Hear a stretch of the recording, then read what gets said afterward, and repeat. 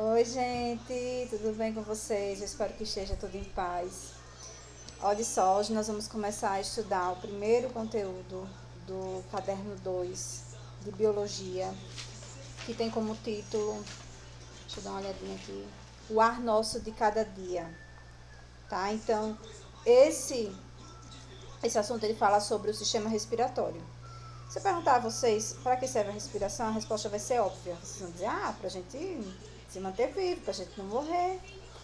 Mas qual é o principal objetivo do processo da respiração dentro do nosso corpo? Qual é a função da respiração dentro do nosso corpo? O que leva, o que é levado por esse processo? Então, eu coloquei aqui alguns slides para poder guiar vocês, certo? Então, o sistema respiratório tem a função de realizar as trocas gasosas entre o nosso organismo e o meio ambiente por meio da captação do oxigênio e eliminação do gás carbônico. Vocês até pararam para pensar e perceberam que o sistema respiratório tem a ver com o oxigênio. E realmente é. É isso mesmo. O oxigênio, ele é transportado por células, que são as hemácias, tá? Quando a gente respira, o oxigênio, ele chega então ao sangue, passa dos pulmões para o sangue, é conduzido através de células para chegar a todas as partes do nosso corpo. E dentro das células ocorre um processo muito importante, que é a respiração celular. A respiração celular, ela está simplificada nessa equação aqui. A glicose, que veio através do processo da digestão, né? Lembram que na digestão é produzida glicose, mais o oxigênio, que veio através da respiração, se convertem através de um processo de reação química em gás carbônico, água e energia. A água e a energia permanecem dentro do nosso corpo, até porque a principal finalidade da respiração celular é a obtenção dessa energia para manter o nosso corpo em funcionamento, certo?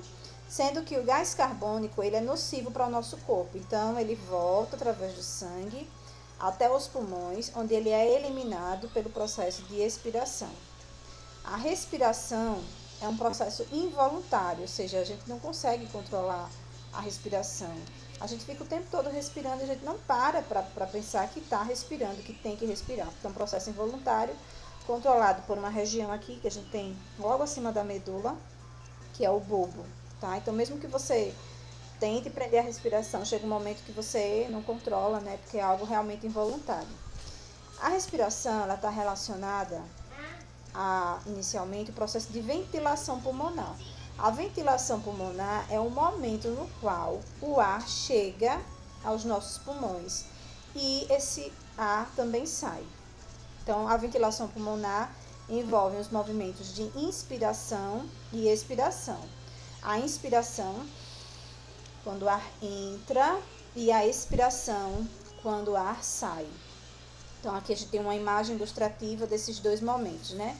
Então, a inspiração é quando a gente vê aqui essa partezinha laranja, tá demonstrando onde fica o diafragma.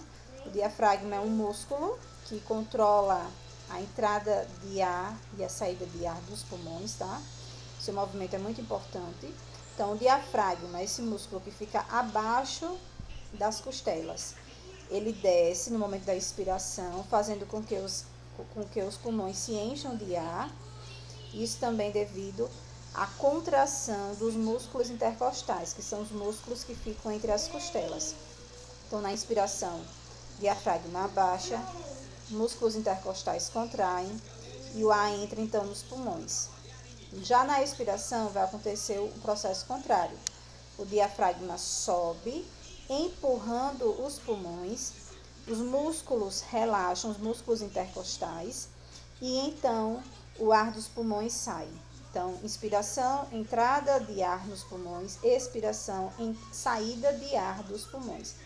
Isso eu não estou levando em consideração os gases que estão entrando e saindo, né? Logicamente que o principal objetivo da inspiração é levar o oxigênio que veio através do ar para os nossos pulmões e dos nossos pulmões e então para o sangue. Só que quando a gente inspira, a gente inala não só o oxigênio, mas todos os gases que estão presentes ali naquela região da atmosfera na qual a gente se encontra. Então, os gases poluentes que estão ali presentes também vão entrar nos nossos pulmões.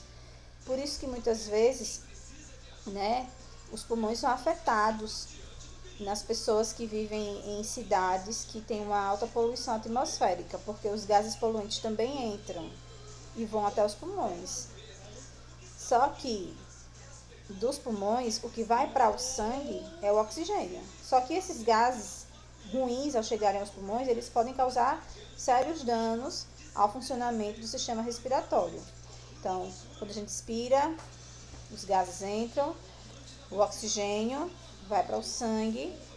Aí, o oxigênio, como a gente viu no outro slide, ele é transformado em energia. Nesse processo é formado um gás nocivo ao nosso corpo, que é o gás carbônico. Então, ele volta pelo sangue, vai para os pulmões e a gente, no processo de expiração, elimina junto com os outros gases que entraram na inspiração, como os gases poluentes, e vão ser liberados todos juntos nesse processo, ok? Então, aí a gente viu, né, como é que acontece o processo de inspiração e de expiração. Agora a gente vê esse slide, mostrando aí, a gente percebe quais são os órgãos, né, os componentes do sistema respiratório. Então, olha só, o sistema respiratório ele é formado pelas cavidades nasais, também chamadas de fossas nasais, por isso que a gente vê aqui no desenho fossas nasais. Depois vem faringe, laringe, traqueia, pulmões. Então, fossas nasais, faringe, laringe, traqueia, pulmões. Cavidades nasais. Primeira região de entrada de ar. As cavidades nasais são representadas inicialmente, né, as narinas, por onde vai entrar o ar, nosso nariz. Algumas pessoas respiram pela boca, muitas vezes têm dificuldade de respirar pelo nariz, principalmente quando estão em quadros de resfriados e gripes, porque essa região aqui pode ficar obstruída, né, com muco, com catarro. Então, mas mesmo assim é algo que a gente não deve colocar em hábito, a gente deve respirar pelas cavidades nasais. Por quê? Nas cavidades nasais existem cílios que impedem a entrada de algumas impurezas no sistema respiratório. Cílios e muco, que tem nessa região, que é produzido. Já na garganta a gente não tem isso. Então, isso pode prejudicar o nosso sistema respiratório. O correto é a gente respirar pelo nariz e não pela boca, apesar de muitas vezes a gente ter uma dificuldade, né, como eu falei para vocês, em respirar pelo nariz. Depois do ar entrar pelas cavidades nasais, ele segue então para a faringe, que é um órgão em comum com o sistema digestório, né? Não sei se vocês estão lembrados que é nessa região que se encontra inclusive a epiglote, que fecha a laringe para o alimento descer para o canal correto, né? Não obstruir o sistema respiratório. Então, cavidades nasais, faringe. Depois da faringe, o ar segue então para a laringe, depois para a traqueia, que é como se fosse um tubo, ok? E da traqueia segue então para os pulmões.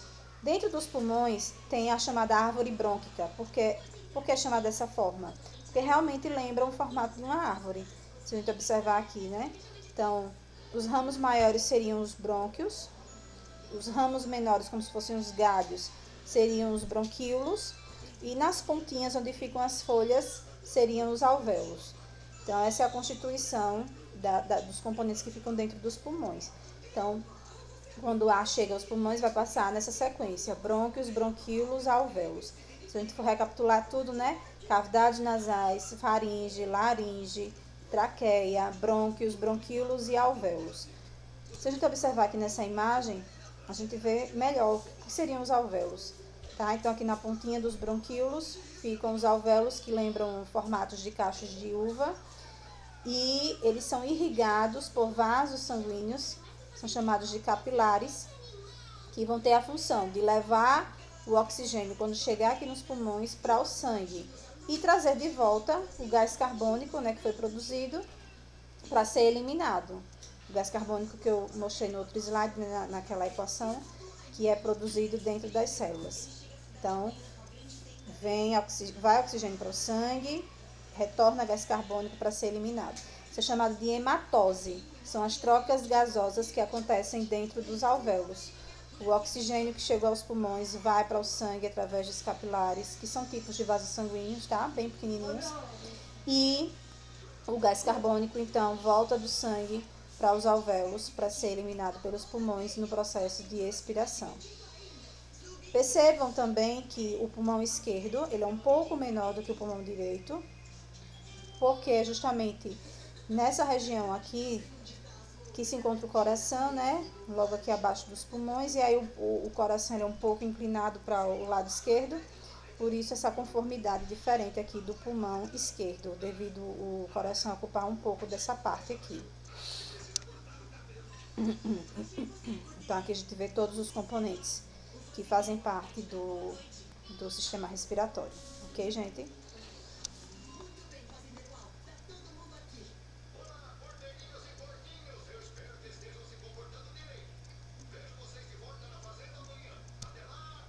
Nessa imagem aqui também, nós vemos como é que se organiza, né, os pulmões.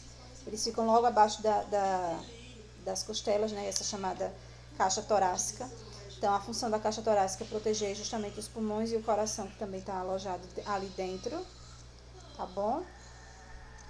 Outra curiosidade, se a gente observar